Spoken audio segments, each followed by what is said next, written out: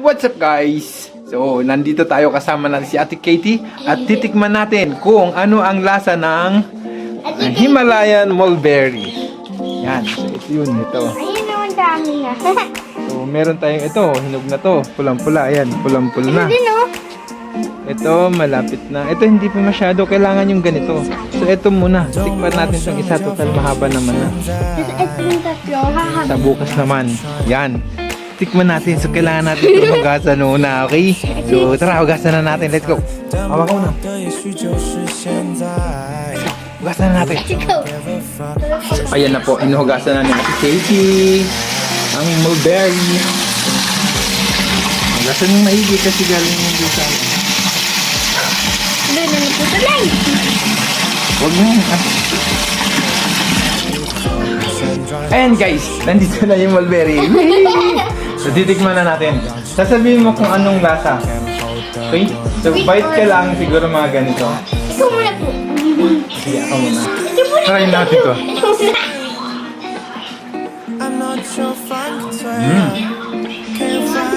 Try mo, try mo. Ilan ko. Ang lasa. Sangre. Lasang grapes. Ikaw, anong lasa? Orange. Ano? Orange. Lasang orange. Lasang orange? Hindi ako.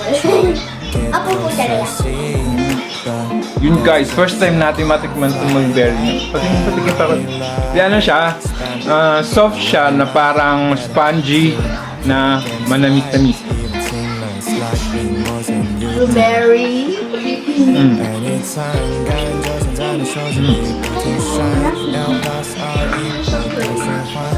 Manamis-namis na parang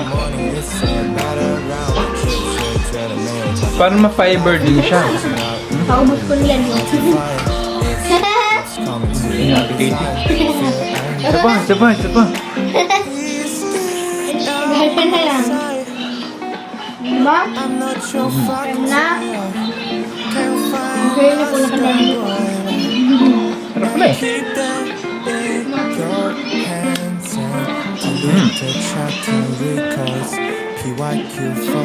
Sarap Talaga naman siya. ba? Ba't kayo lang? Ito na. Oo. Wala na daw siya. Ate. Ayun guys, yung lasa niya is manamis-namis. Tapos medyo spongy siya. Malambot siya nguyain. At naiiwan yung lasa sa bibig, sa dila. Ayos. Sarap siya. Ikaw, Ate Katie, anong masasabi mo? Anong lasa ng mulberry Himalayan? Sweet siya tapos masarap. Ate Mix. Paano ko naman po mamalalasaan? Kasi ang tilan naman po yung natikman ko. Eh kasi, konti lang yung kinagat mo. Sorry ka, matakaw yung kapatid mo. Kadami. Okay, yun lang. Bye-bye! Bye-bye!